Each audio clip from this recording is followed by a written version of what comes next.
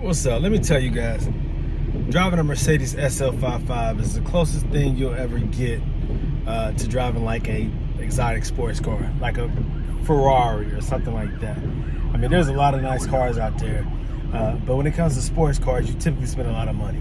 Well, guess what? You can get a Mercedes SL55 for anywhere between probably $13,000 to $25,000. Now that's amazing because the SL55 is a very powerful Mercedes. It's a coupe hardtop convertible. It has 493 horsepower stock.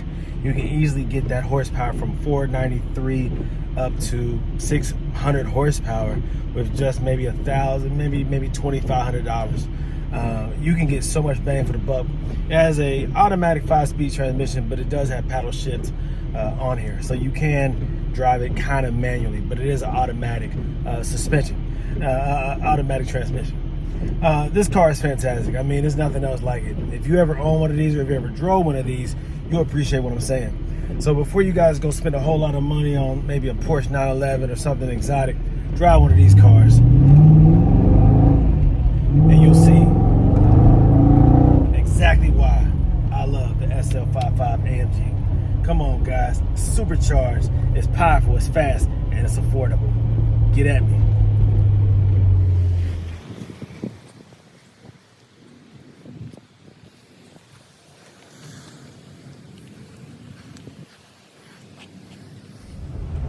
I only have 83,000 miles on this 2003 SL55.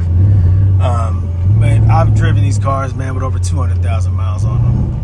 And these things are incredible. Now, you might not have a 5.5. You might have a 500. You might have a 350. They did make a V6. Hey, what's going on? They did make a V6. But the V8s are the more, highly desirable ones, and the V12 is amazing, absolutely amazing. Now they offer this in the SL600, which is crazy. Still has about 493 or 500 horsepower, but it has a whole lot more foot-pounds of torque. And you can get the SL600 into crazy speeds, crazy horsepower with some upgrades, because that's a twin turbo. Now they had a 600, then they also had a 6.5. Now that's the more rare one. It's a V12 bi-turbo, but it's an AMG. So it cranks out crazy, like 700 horsepower or something crazy. I don't even know, something ridiculous. I gotta get the exact numbers, but it's up there. Maybe 6 something, but it's ridiculous. And the foot-pounds of torque is crazy. I mean, you can really do some things with these cars, man. They also offer a 6.3 in the newer SLs, but that's a beast. That's a beast. That's an AMG, naturally aspirated though. See, I like the twin turbos and I like the superchargers. Naturally aspirated is cool, but not really. I like the ones that have the capabilities of being easily upgraded to insane and crazy speeds and power ratios, because the weight to power ratio is ridiculous on these cars. Now, these are small cars and they do come with the active body control suspension. All the V8s and the V12s do. But the thing about that is you can remove all that crap and put a standard power steering, a standard coilover suspension with a standard power steering pump. That removes the complex tandem ABC power steering pump. It simplifies the system and makes it even more agile and powerful because less power is lost in the not the drivetrain, but the belt pulley system. It's crazy how all that stuff matters. It really does when you have extra strain on the pulley system, especially on the supercharger. It's a lot more noticeable when you get rid of the ABC pump that requires a higher pressure to operate the suspension as well as the power steering. So when you simplify that system, you get much more power. It feels lighter because you lose over 300 pounds.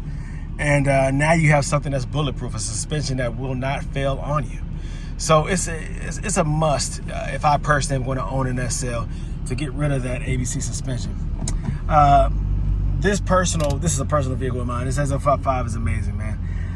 It always brings a smile on my face anytime I jump in this car because it's just so nice and fun to drive, and you just don't worry about the failure, not of the suspension. Even if your top does fail, you now have a hard top. You have a coupe, so to speak.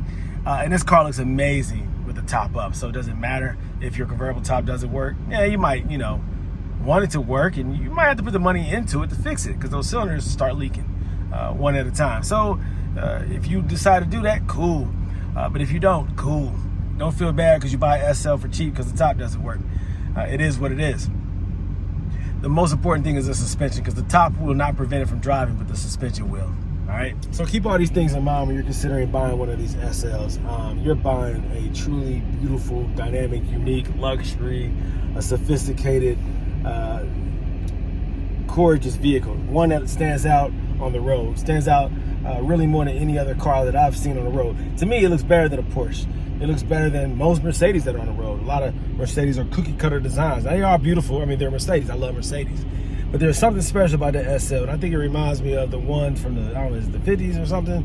40s, 50s, whatever that is. The rare SL that goes for millions of dollars. It reminds me of that. That is probably the most beautiful Mercedes that's ever been built. But this car reminds me of that. But it gives has a more modern design that never goes out of style. Even though they changed the headlights right before they changed the headlights on these like in maybe like 07, 08, something like that. Instead of having the kissing oval lights. But I still think that these cars, even with these older lights, are just gorgeous. Once you switch the headlights to the newer ones, it just gives it a different look. It gives the front end a mean look, but a different look. And so really both look good. But the curvatures of this car before they started to really square up the SL, I mean, it's timeless. It's very timeless. But you can't go wrong with an SL. But I personally love the SL55 regarding upgrade capabilities and the ease of maintenance, the reliability of the motor and the transmission. You go with the 7-speed, which is the newer ones, and the 7-speed is more seamless and smooth, and I think it distributes the power a little bit better. But the 5-speed, I mean, it's just a simple transmission. It's easy to maintain. It has the same common issues that go wrong with all the 5 speeds. Eventually, the conductor plate, and that's easy to remedy. These are great cars, man. So just consider that. Figure out what SL is right for you, but just determine if an SL in general is right for you. And if you like sports cars and you like the Mercedes brand and you want something that is timeless and always beautiful, the SL is it, the R230. If you want to go with a newer one, you want the newer technology on the inside, go with the R231, which is what, like 2012 and up.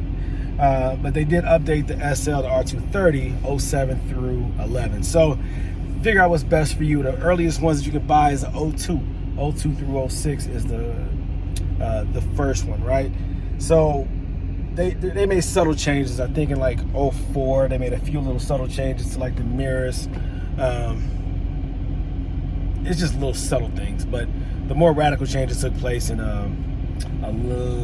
12 and up. Then it's a whole different car, really. I mean, it's still it's still a SL, but the biggest changes were then. But yeah, just figure out what year is best for you, which one you like the most. The ABC, the active body control, it lasted longer. 07 through 11, they built that a little bit better because they realized that the earlier model was prone to failure, but they still fail. It is what it is. Those high pressure lines cannot hold up forever. Those valve blocks eventually get contaminated and the seals harden and they no longer function the way they were designed to function. It becomes compromised, and at some point you got to rebuild them. There's things you can do maintenance wise to keep it lasting longer, but eventually it will fail. So for me, the best solution is coilover suspension, and I only go with Silver's Neo Max for the SL. So there's other brands out there, but the Silver's Neo Max comes with an 8-year warranty, which is great. For those people who would be like, well, I'd rather buy Strutmaster. It's made in the U.S. Those where it's made at conversations are really foolish, because don't forget, you're driving a German automobile. So even if it's U.S., it's not German. If it's China, it's not German. You want to go with the quality, the build quality, and China makes a lot of great stuff. If you don't believe me, look around inside your house. You got a lot of stuff from China. Look at your phone. It's probably made in China. They got components that are built and made and designed on their circuit board in China, if your phone itself is not from China. So just keep in mind, don't get caught up in those kind of stupid conversations, because those lead to nowhere. the whole world needs each other. We all globally need each other. So no nation when it comes to that is better than anybody else. No people is better than anybody else. We're all human. We all originate from the same two people. So let's stop all the hate, all right?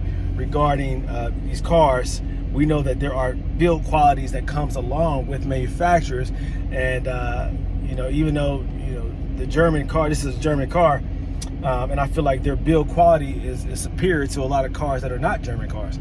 But even amongst German cars, they make some trash, right? They make some cars that are problematic. So it's just, for me, it's not really the fact that it's a foreign, that it's German. That is Mercedes, and Mercedes, they've been having it right since the 40s or 50s. They were the first production vehicle, whatever year that was, 1911, I don't know. But Mercedes has been doing this before everybody else has been doing it. And they make a great car. But if you have to buy something that's not German in order to fix the car or keep your car on the road, as long as it's up to par, OEM spec, if not better, you're good to go, all right? So don't get caught up in the nationalism when it comes to where your car parts come from. That's a dumb conversation anyway. I just feel like I had to say it because I'm a part of so many discussions where that comes up. I hate that. Why can't we all just love each other? Anyways, so that's my speech for the day. But yeah, man, really consider the SL. You won't be disappointed, I promise you. All right. If you have any questions regarding your SL purchases, the maintenance, the coilover suspensions, give me a call. You know I'm always available. This is Brandon Green, owner of Go Diamond Autoworks. You can always call or text me, area code 513-967-8079. Appreciate the love, guys. Talk to you soon.